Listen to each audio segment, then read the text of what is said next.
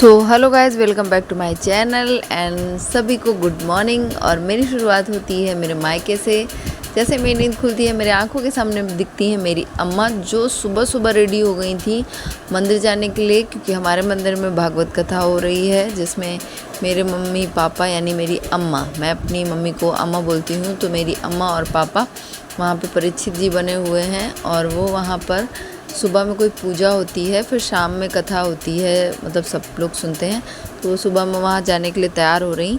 और ये है हमारी जीनी के सपूत जो वहाँ राज करते हैं, और अभी भीड़ की वजह से इनको बांध कर रखा गया है, अदरवाइज़ ये वहाँ खुला रहते हैं और इसीलिए ये बहुत परेशान हो रहे हैं।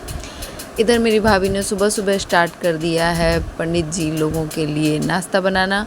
और आज का हमारा मेन्यू रखा गया मूंग की दाल के मंगोड़े, और जो मेन पंडित जी हैं वो फलाहारी खाते हैं और मेरे भाई ने उनको फलाहारी पहुंचा दिया है। और ये मेरी भाभी जल्दी जल्दी मंगोड़े तलते हुए और मेरे मुंह में पानी आते हुए, क्योंकि मैंने अभी नहाया नहीं है और मैं मायके में जाके करने वाली हूँ थोड़ी देर के लिए राज। और ये हो रही है तैयारी हमारे यहाँ भोग प्रसाद बनने की, जो हमारी बड़ी अम्मा, ये अस्त्र शस्त्र देखा है आपने, इसे क्या कहते हैं कमेंट करके बताओ। इधर नाश्ता बनाते बनाते आई हमारी बड़ी भाभी की बहन, जो मुझे बहुत दिनों बाद मिली थी और मेरी बहुत अच्छी फ्रेंड थी पहले। वो अपने हस्बैंड के साथ आई और मैंने इनका नाम रखा है 2015 लव स्टोरी, जो बहुत ही सक्सेसफुल स्टोरी है। जो लोग कहते हैं ना नहीं पटती, भैया देख लो और समझ लो कि ये मिथ्या है कि नहीं पटती लव मैरिज वालों की।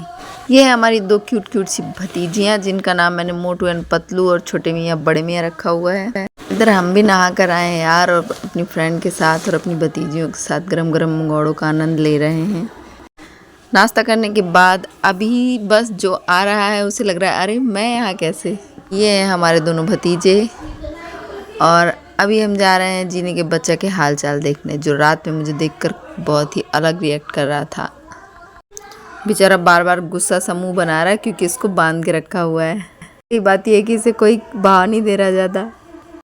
नाश्ता वास्ता करने के बाद, नहाने धोने के बाद मैंने सोचा अब क्यों ना मैं थोड़ा बाहर निकलूं और देखूं। तो मैं पहुंची अपनी कुलवंती फुलवंती के पास कुछ चप्पल के पापा पहनकर, और मैंने वहां जाकर अपने बाहर देखे कुछ द्वारपाल जो हमारे जीनी के बच्चे की। और यहाँ है हमारी कुलवंती फुलवंती, जिनकी वजह से हम दूध घी खा पाते हैं। और यहाँ है हमारी मौसी और हमारे मौसा, और यही है हमारे चाचा एंड चाची, क्योंकि मेरी अम्मा और मेरी मौसी एक ही घर में शादी हुई है। तो इस तरह से फिर हम लोग पहुँचे अपने दूसरे घर, यानी मेरे बड़े भैया का घर, जिसका भी गृह प्रवेश नहीं हुआ है। और यहाँ पर सारा गोडाउन का ही सामान रखा है, क्योंकि हमारा डीजे ऑर्केस्ट्रा का काम है और इवेंट ऑर्गेनाइजेशन का काम है। तो यहाँ पर इन लोगों ने पूरे घर का कर रखा है सत्यानाश। हर जगह इनका वही बूफर, वही ये वही वो, पता नहीं क्या क्या, हर जगह पूरे घर में ये सब देखकर मुझे बहुत ही गुस्सा आ रहा था, क्योंकि पूरे घर को इन लोगों ने अपना कबाड़ खाना बना रखा था। जहाँ देखो लाइट का सामान, लाइट का सामान, लाइट का सामान। इधर हमारे घर में पूरा खाना रेडी हो चुका है और पंडित जी लोग खाने के लिए आ चुके हैं, और हमारे परम श्री मामा उनको खाना खिला रहे हैं। और सबको खिलाने के बाद फिर वो खुद खाना खाते हैं, और बहुत ही कम खाते हैं भाई, बहुत कम खाते हैं, मामा है ना। फिर हमने प्लान किया थोड़ी सी शॉपिंग का, क्योंकि मेरे भतीजे के लिए कपड़े नहीं मिले थे वहाँ पे, मैं बहुत जल्दी में थी। तभी मिले हमें ये घूंघट वाली भाभी, जो वैसे तो टीचर हैं लेकिन पर्दा करने में एक नंबर। इधर हमारे मामा ने अपनी फरारी निकाली और हम चले इसकी सवारी के साथ। और रास्ते में हमने देखे स्कूल के बच्चे जो बढ़िया पढ़ पढ़ के आ रहे थे, और ये है हमारे हरे भरे गांव के रास्ते। अब ये रास्ते देखकर आप समझ सकते हो ना कि मुझे कानपुर में क्यों नहीं अच्छा लगता यार। मुझे इतनी ही हरी भरी जगह में रहने की आदत है।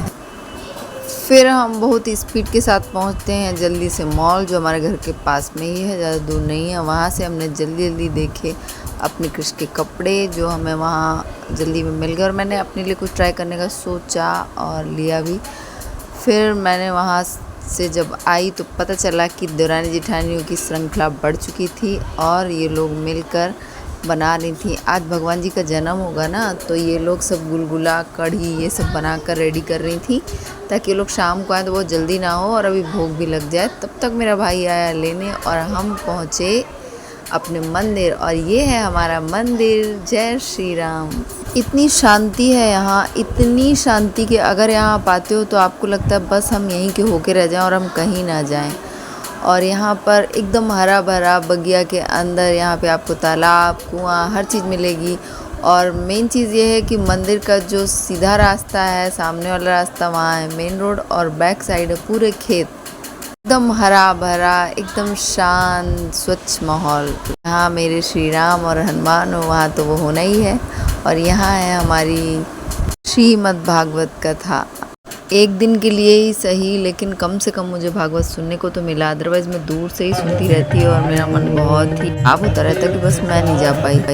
जो पंडित जी भागवत सुना रहे थे ना यार, वो मतलब कहते हैं ना, वहाँ जो बैठ जाता है ना, उसमें सीधा भगवान ही निवास करने लगते हैं उन गुरु में। तो बिल्कुल वैसे ही उनकी भागवत सुनने में लग रहा था, बस सुनते रहो और मन कर रहा था सब कुछ छोड़ दो, पूरे 7 दिन भागवत सुन के ही जाओ, नौकरी वोकरी में जो होगा देखा जाएगा।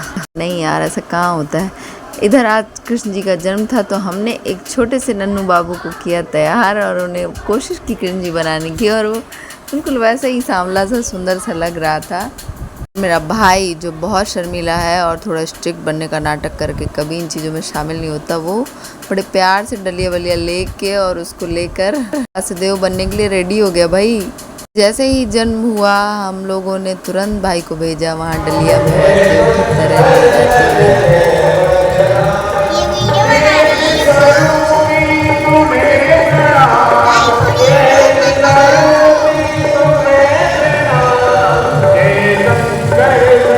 वहीं हमारी ये कुटी पाई सोच रही है कि हमारी मौसी कहाँ बिजी है यार, हमें तो भाव नहीं दे रही है, सॉरी बेबो। और ये अपनी मम्मा की गोदी में कर रही हैं एंजॉय। ये है हमारी रोशनी जी।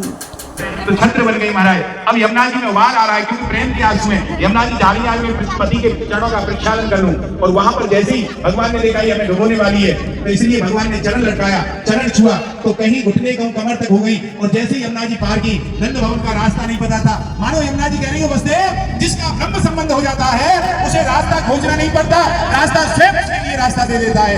गए और जाकर के योग माया ने सबको सुला दिया महाराज, और योग माया ने सुला दिया। वह कन्या को लेकर के अपने पुत्र को सुबह करके आ गए। स्वागतम कृष्णा शरणागतम कृष्णा, स्वागतम कृष्णा शरणागतम कृष्णा, स्वागतम सुस्वागतम शरणागतम कृष्णा, स्वागतम सुस्वागतम शरणागतम कृष्णा, स्वागतम सुस्वागतम शरणागतम कृष्णा।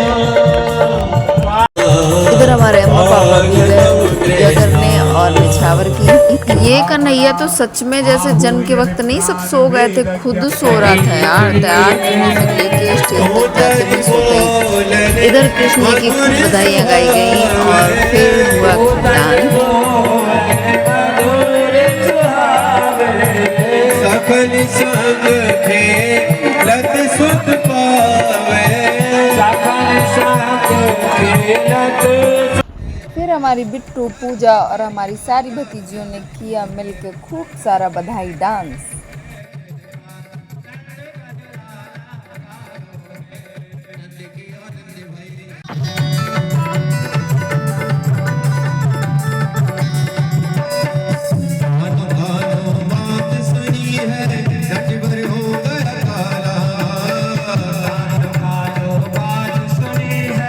खूब सारी बधाइयाँ गाने और डांस करने के बाद फिर शुरू होती है भागवत जी की आरती। तो बहुत ही आनंद तरीके से सबने आरती की।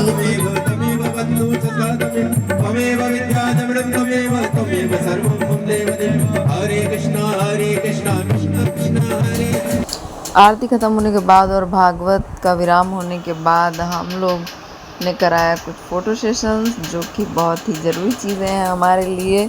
और फिर वहाँ से हम लोग पहुँचे मंदिर में परिक्रमा करने के लिए, क्योंकि आते वक्त हम लोगों ने परिक्रमा नहीं की थी और ये देखिए रात हो चुकी है। फिर हम लोग गए परिक्रमा करने और हमने पूरी आरती अटेंड करी।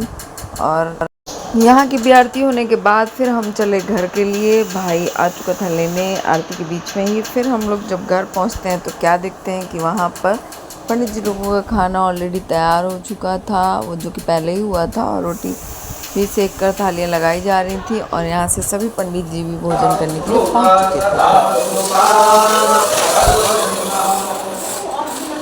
थे। पंडित जी को खाना खिलाने के बाद फिर हम लोगों ने खुद की भी थालियाँ लगाईं और फिर खाया सब लोगों ने मिलजुल के खाना। मेरा फ़ोन स्विच ऑफ हो चुका था इसलिए मैं आगे का व्लॉग नहीं बना पाई। और कुछ नहीं यार, बस खाना खाया था और हम सब लोग सो गए थे। आज का व्लॉग इतना ही, और मेरे चैनल को करें लाइक, सब्सक्राइब एंड शेयर। सभी को राधे राधे।